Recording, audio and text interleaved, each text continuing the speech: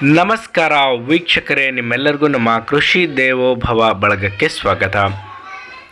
ವೀಕ್ಷಕರೇ, ಭಾಳಷ್ಟು ಜನ ನನಗೆ ಭಾಳಷ್ಟು ದಿನಗಳಿಂದ ಕೇಳ್ತಾ ಇದ್ದರೆ ವುಡ್ ಚಿಪ್ಪರ್ ಮಷೀನ್ ಇದ್ದರೆ ಅದ್ರ ಬಗ್ಗೆ ಒಂದಷ್ಟು ವೀಡಿಯೋಗಳನ್ನ ಮಾಡಿ ಮಾಹಿತಿ ತಿಳಿಸ್ಕೊಡಿ ಅಂತೇಳಿ. ಸೊ ನಾನು 2023ರಲ್ಲಿ ನಡೆದಂತಹ ಧಾರವಾಡ ಕೃಷಿ ಮೇಳಕ್ಕೆ ಭೇಟಿ ಕೊಟ್ಟಿದ್ದೆ. ಸೊ ಇಲ್ಲಿ ನಾನು ನಿಮಗೆ ಈ ವಿಡಿಯೋದಲ್ಲಿ ಅಲ್ಲಿ ನಾನು ನೋಡಿದಂತಹ ವುಡ್ ಚಿಪ್ಪರ್ ಮಷೀನ್ ಬಗ್ಗೆ ಮಾಹಿತಿಯನ್ನು ತಿಳಿಸ್ಕೊಡ್ತೇನೆ. ಇದು ಯಾವ ರೀತಿ ಕೆಲಸ ಮಾಡುತ್ತೆ, ಇದರ ಬೆಲೆ ಏನು, ಎಲ್ಲ ಮಾಹಿತಿಯನ್ನು ನಾನು ನಿಮಗೆ ಈ ವಿಡಿಯೋದಲ್ಲಿ ತಿಳಿಸ್ಕೊಡ್ತೇನೆ. ಸೊ ದಯವಿಟ್ಟು ಈ ಒಂದು ವಿಡಿಯೋವನ್ನು ನೀವು ಕೊನೆವರೆಗೆ ನೋಡಿ. ಹಾಗೆ ನೀವು ಇನ್ನೂ ನಮ್ಮ ಕೃಷಿ ದೇವೋಭವ ಯೂಟ್ಯೂಬ್ ವಾಹಿನಿಗೆ ಸಬ್ಸ್ಕ್ರೈಬ್ ಮಾಡ್ಕೊಂಡಿಲ್ಲ ಅಂದರೆ ದಯವಿಟ್ಟು ಸಬ್ಸ್ಕ್ರೈಬ್ ಮಾಡ್ಕೊಳ್ಳಿ. ಮತ್ತು ನಮ್ಮ ಫೇಸ್ಬುಕ್ ಪೇಜನ್ನ ಇನ್ನೂ ನೀವು ಫಾಲೋ ಮಾಡ್ತಿಲ್ಲ ಅಂದರೆ ದಯವಿಟ್ಟು ಫಾಲೋ ಮಾಡಿ ಅಂತ ಹೇಳ್ತಾ ಬನ್ನಿ ಈ ಒಂದು ವಿಡಿಯೋವನ್ನು ನಾವು ಶುರು ಮಾಡೋಣ.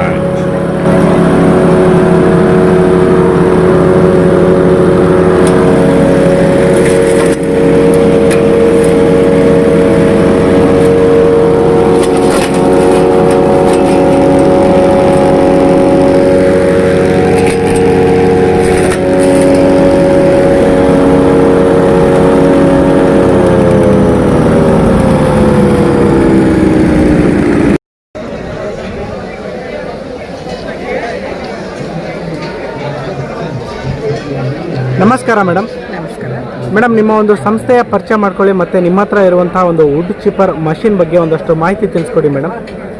ನಾನು ಹೇಮಲತಾ ಶೆಟ್ಟಿ ಅಂತ. ನಮ್ಮ company Belur industrial area Dharwad, Bheem laser engineering India private limited ಅಂತ. ನಾವು ಇದು ರೈತರಿಗೆ ತುಂಬ ಉಪಯೋಗವಾಗುವಂಥ ಈ ಒಂದು ವುಡ್ ಚಿಪ್ಪರ್ ಮೆಷಿನನ್ನು ಮ್ಯಾನುಫ್ಯಾಕ್ಚರ್ ಮಾಡಿದ್ದೀವಿ. ಇದು ಈ ಹೊಲಗಳಲ್ಲೆಲ್ಲ ಈ ತೆಂಗಿನ ಗರೆ, ಅಡಿಕೆ ಗರೆ, ಕಟ್ಟಿಗೆ ಎಲ್ಲ ವೇಸ್ಟ್ ಆಗಿ ಬಿದ್ದಿರ್ತದೆ. ಹಾಗೆ ಅದು ತುಂಬ ಸ್ಪೇಸ್ ವೇಸ್ಟ್ ಆಗಿ ಹೋಗುತ್ತೆ ಅದನ್ನು ಹಾಕಿಬಿಟ್ಟು. ಸೊ ಈ ಮೆಷಿನಿಂದ ಅಂಥ ಎಲ್ಲ ವೇಸ್ಟ್ಗಳನ್ನು ನೀವು ಚಿಪ್ ಮಾಡಿಬಿಟ್ಟು, ಅಂದರೆ ಸಣ್ಣ ಸಣ್ಣ ಪುಡಿ ಆಗ್ತದೆ ಇದರಲ್ಲಿ. ಅದರಿಂದ ನೀವು ಸಾವಯವ ಗೊಬ್ಬರ ಅಥವಾ ದನಗಳಿಗೆ ಮೇವು ಮಾಡ್ಕೋಬೋದು ಅಂತ. ಸೊ ಈ ವೇಸ್ಟಿಂದ ಅವರಿಗೊಂದು ಉಪಯೋಗ ಆಗುವಂಥ, ಇದರಿಂದ ಈ ರೈತರದೊಂದು ದೊಡ್ಡ ಸಮಸ್ಯೆನೇ ಇದಾಗತ್ತೆ. ಮೇಡಮ್, ಇದು ಕಟ್ಟಿಗೆ ಅಂತ ಹೇಳಿದ್ರಲ್ಲ, ಪರ್ಟಿಕ್ಯುಲರ್ ಎಷ್ಟು ಸೈಜ್ ಇದ್ರೆ ಮಾತ್ರ ಅದು ಆಲ್ಮೋಸ್ಟ್ ಒಂದು 3 ರಿಂದ 3.5 ಇಂಚ್ವರೆಗೂ ಕಟ್ಟಿಗೆ ಇದರಲ್ಲಿ ಕಟ್ ಆಗುತ್ತೆ. ಇದರಲ್ಲಿ ನಾವು 2 ಮಾಡೆಲ್ಸ್ ಮಾಡಿದ್ದೀವಿ. ಇದೊಂದು 5 HP ಮೋಟರ್ ಫಿಕ್ಸ್ ಇದೆ, ಇನ್ನೊಂದು ದೊಡ್ಡದಿದೆ ಸ್ವಲ್ಪ, ಅದಕ್ಕೆ ನಾವು 13 HP ಮೋಟರ್. 2 ಪೆಟ್ರೋಲಲ್ಲಿ ಓಡುತ್ತೆ. 1 ಲೀಟ್ರ್ ಪೆಟ್ರೋಲಿಗೆ ಅಪ್ರಾಕ್ಸಿಮೇಟ್ಲಿ 1 ಗಂಟೆ ಓಡುತ್ತೆ. 1 ಟನ್ವರೆಗೂ ಮೆಟೀರಿಯಲ್ ಚಿಪ್ ಮಾಡ್ಬೋದು. 1 ಟನ್ವರೆಗೂ ಚಿಪ್ ಮಾಡ್ಬೋದು. ಮತ್ತು ಇದು ಲೇಬರ್ ಕನ್ಸ್ಯೂಮಿಂಗ್, ಒಂದೇ ಜನ ಇದನ್ನು ಹ್ಯಾಂಡಲ್ ಮಾಡ್ಬೋದು. ಫ್ರೀಯಾಗಿ ಇದನ್ನು ವೀಲ್ಸ್ ಇದೆ ಇದರಲ್ಲಿ, ಈ ರೀತಿ ಮೂವ್ ಮಾಡ್ತಾ ಹೋಗ್ಬೋದು. ಎಲ್ಲಿಗೆ ಬೇಕಾದರೂ ತೊಗೊಂಡು ಹೋಗ್ಬೋದು.